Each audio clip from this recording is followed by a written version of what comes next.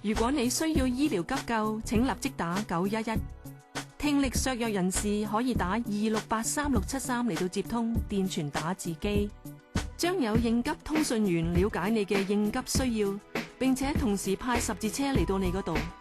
我哋將會指示你喺十字車到達之前點樣嚟到自己救自己。請耐心等待，並且按照指示去做。最好係等待十字車，唔好嘗試自己開車去醫院。護理人員係經過專業訓練嘅，一到達就會開始幫助你。如果需要，仲會提供翻譯服務添。應急通訊員仲可以派更多人嚟幫你嘅，所以如果有消防員同埋警察嚟到你屋企，唔需要驚，佢哋都係嚟幫你同埋護理人員嚟到處理你嘅應急情況嘅。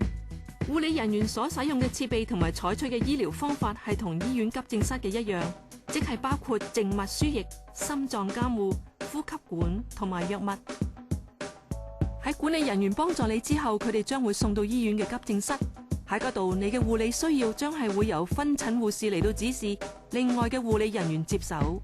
卡城應急服務中心，我哋係每星期7日，每日24小時隨時為你提供服務。